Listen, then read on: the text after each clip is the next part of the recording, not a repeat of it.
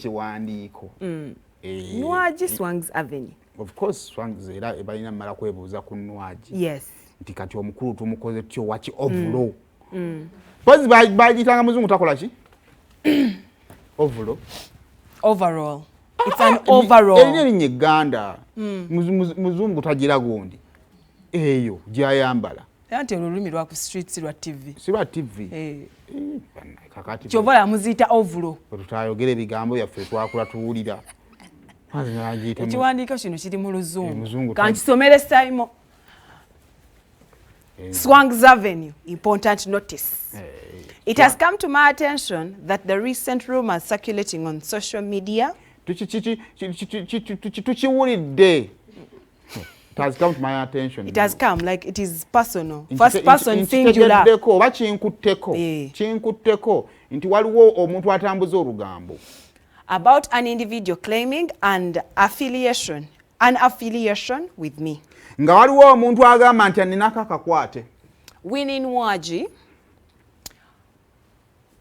Nedda. It has come to my attention that the recent rumors circulating on social media about an individual claiming an affiliation with me, Winnie Nwagi, are completely baseless. Omuntu oyo agamba nti aninako akakwate byonna byayogera tebirina mitwe na magulu. These rumors are entirely false and devoid of any merit. Oyo omusajja wa muzungu tagira alimbira ddala sina na kyemumanyiko. The individual at the center of these claims is an aspiring musician who appears to be seeking publicity. Omuyimbi ayambadde ovulo namwe gumulaba. Omuntu ayambadde ovulo ayagala kubeera muyimbi. Era bw'amala okunjogera kati n'ayogera ne kayimba ke. Kati akayagala abantu kumumanyira kunze. Furthermore, this situation has escalated to cause distress and bullying towards my daughter at school, which is unacceptable. Okweyongerayo bino byagenda ayogera nga simanyi twasisinkana Namasuba. Simanyi ate nga bwe nafunisa Irene olubuto. Bitandise n'okumalako muwala wange emirembe ku ssomero gy'asomera. We cannot stand by while opportunists attempt to advance their careers at the expense of a child. Tetusobola kubeeraawo ne tutunula butunuzi nga waliwo omusajja yambadde ovulo munda olumu mubeera mu vesti ola temubeeramu nga yambadde galubindi z'atajjaako nga ye ali mu kukozesa mwana waffe.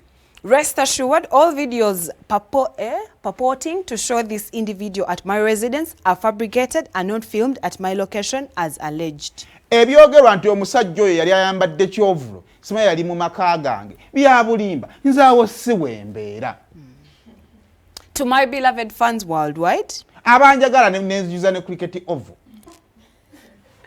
I am deeply grateful for your ongoing concern, love and support. Njagala kubebaza olw'okunjirawo omubiri bakadaama abali e Saudi abali e UAE bannaye muyiyeewo omubiri mwe bali kunjagala. Your solidarity is a heartfelt reminder of the appreciation you have for me. Omubiri gwe munjiridde mwenna munoobuse emayiga mutadde obuteesi spirit naye mugumya obulumi kiraga nti musiima byembakolera. I send my love and hugs to each of you. Basindikidde omukwano n'obufuba eri mwenna okuleka owa ovulo. Mulabi yege nyini kizibu eri eggwanga.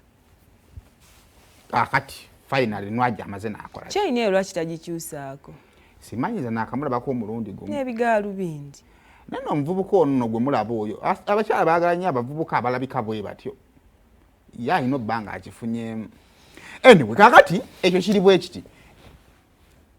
Ekyo kye nayogerako luli omwana ono gwe tuli mu kukaanira muntu muki mukulu oba ontegeera obwiki mu Uganda zino show z'olugambo zitandika ku makya ziri wakati awo ziri buli kiro obudde bw'abaana ziba tubatayiza butayiza atasobodde kola sumulanga agenda ku ssomero kalunye mujja mutayiza kalunye muweta mutayiza ojja saa ku TV na ku saa 11 era balese yakanyomero kati ne mugambo zitulinamu obunyomero bw'olugambo ngamba mulaganya agagambuze era sitera amalo gasoma agamba Saymore oyina olugambo ki kakati olugambo luli buli wamu kitegeeza nti abaana at the end of the day bamaliza babikoze eki babirabye kakati kigenda kimalizibwa kihatinga omuntu ate asomera mu international school bana abaana balina access to social media and phones kyobontegeera ne wata ba international masaga ate mudde ku bana netta ekyo ngenda kyongeza maanyi maanyi izo sanga tabigoberanga babeera ku TV ziri endala nze nkubuulira abaana baffe bano be baba TV za wano nga Star Times bweggwako abasanga ku UBC balaba byabulimi kuba yo tevaako be balaba galaba bunyonyi nakujja nakubulira types z'ebinyonyi nakubulira kye bayogedde mu parliament bulijjo kati mtani wangu mbuza president wa Uganda amanyi kubanga emikisa ja Star Times okuggwako nga siriwo mingi namusanga ng'ayogera nga parliament etudde okanya omwana kugamba bayogedde ku kino ne serious note kati bakwaje kidda ekisooka ekiwandiiko ekyo mpuliranga ekinafumu bw'abanga omusajja alimba oba ontegeera mpuliranga ekinafumu anti Saymore abaluliwe wagamba Winnie Nwagi omupiira guno wabeera nti kati akyagukutte tannamuddamu no she is this is a brand emutwala that is trying to no they've talked to you Winnie Nwagi gwe tumanye saawa eno Snapchat ye yandibadde yajjula gwe sooka owulireyo oli akozesezza letterhead ya DBS telefina singular okutuusa obubaka letterhead is just kukanga this is Nwagi speaking wabula mu bigambo ebiwandiikiddwa talumye oba ontegeera kyokka nga ensonga gy'ayogeddeko y'amaanyi oba ontegeera bulungi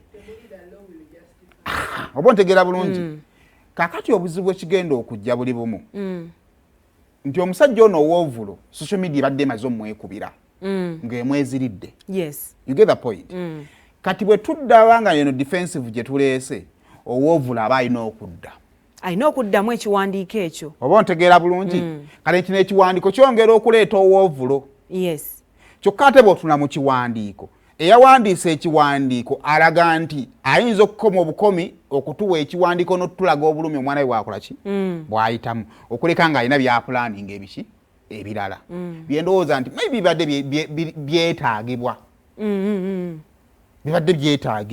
mu kiwandiiko okumanya nti n'oluvannyuma lw'ono okwagala okuba ng'ali mu kutawaanya omwana wo ne ku ssomero mumalamu emirembe okumalako emirembe as a mother what are you planning to do oba ontegeera olina step gy'otandisa okuteekinga naye nga we kiri awo kati ow'ovulo agenda kudda okutukakasa nti oli ex we ajja yinza okutuleeterayo ku bufaananyi oba ontegeera asobola okutuleeterayo ku bufaananyi asobola okutuleeterayo ku biki oba ontegeera so zendowooza ekiwandiiko kino kiri it is kuteeka kamulali mu bbwa tekimala kujjawo mbeera oba kugikkakanya okuleka okugyongeramu omuliro ebadde ekkakkanya egenda kweyongeramuko bweyongezi unless nga ttiimu ya Nwagi ng'ekulembeddwa Nwagi balina kye bapulaninga ate kye balina okukolerawo kati eyo endowooza nze yange so ekiwandiiko ekyo kibadde tekyetaagisa naddala mu ngeri gye kireeteddwamu wetugenda mu bw'otunuulira kale ekiwandiiko kino tukiteeke ebbali she's going to take legal action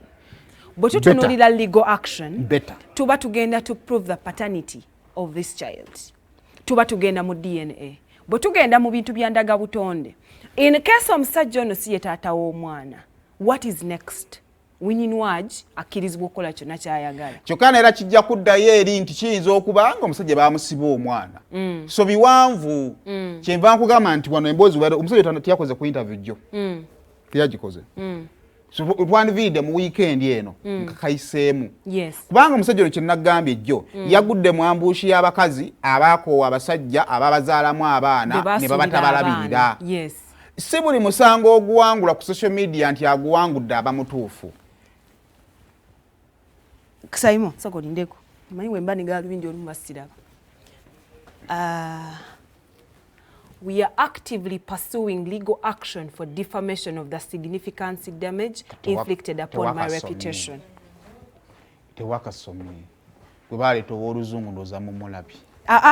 The individual at the center of these claims is an aspiring musician who appears to be seeking publicity. We are actively pursuing legal action for defamation and the significant damage inflicted upon my reputation. However, yajoje tugenda ojukira message oli yakuweereza nakulikomendingira n'omuntu abimanyiiko ekisooka make sure that wali kakwate. Yes. Oba ontegeera.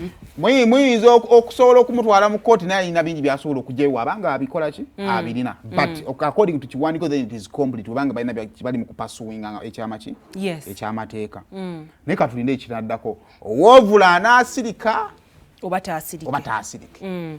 Because kino kyonna okitunuulira bwe tubanga tutuuse ne ku level kale nze ndikusaidia Nwagi ng'omuntu but bwe tubanga tutuuse ku ssali okuba nti tugenda kukkiriza ne legal action to take place okukebera omwana ono in case tulabe oba muwe oba si wuwe tuli mu kuprovinga public kujjayo mazima kirekawa omwana ono n'okuba nti kibanga ekijjayo nti Winnie Nwagi at some point yalina akakwate n'omuntu wonno ekyamazima kiti ensonga enkulu eri bweti Nwagi as a person muntu muki mukulu. Yes.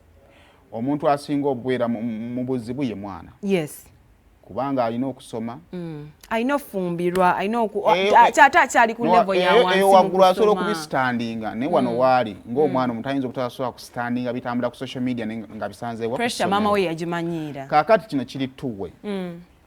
Ekisooka maama bw'abanga alina amanyi nti waliwo akakwate konna. Omanyi the moment omuwala wajja n'akwesibako n'agamba nti alina olubuto lwo n'obanga siggwe nnyini lwo oba oli ku lisiti y'aba ex be. Kakati nze kyensaba kisobola okugenda ne mu mateeka omusajja n'azuulibwa nti byayogera byonna bifu kuba omwana si wuwe naye damage enaaba ekoozingiddwawo temanyiddwa muki muwendo. So kati nze mu ndowooza eyange omuliro guyinza obutazikiza muki muliro. As long as you can help Nwagi omusajja mumutuuze mumanye ensonga ye wa weeri n'obukyamu bwe bukola ki kubanga along the way mu kwagala okufuna justice y'omwana byagenda ofiro bigenda beera bingi kubanga n'ono tayinza obutasobola kusirika busirisi ajja kwagala okulwana kati ebinaawandagala awo byonna byaffectinga mwana tebyaffectinga mukazi kubanga ye Nwagi yawangudde dda kubanga omusajja yagudde mu ambushi y'abakazi abakoowu. Winnie Nwagi nga mama w'omwana like okay omuzadde ayimiriddewo ku lw'omwana like through thick and thin mba nyimirira naye yonna oba kimulya oba kikola ki kuba abadde asirise for a while like this is a developing story nti buli lukya nga bwe wali ogamba omusajja ono azze n'atugamba kino abalala ne baleeta ne bano ne baleeta buli ango neereeta nga naye asirise. Swangs Avenue okuvaayo kale ne paperhead nga Nwagi atugamba legal action is going to be taken. Naye bwe tubanga tuyinawo n'okuba nti waliwo paternity test. Of course ebyo biggwera. Ebyo byonna biggwera eyo. Kati wakati nga tetunnatuuka wali kugenda ku DNA ebigenda okwonooneka mu space eyo. Destiny. Kale awo tuveewo bannaye ndowooza tweyongereyo. So opa emboozi eyo.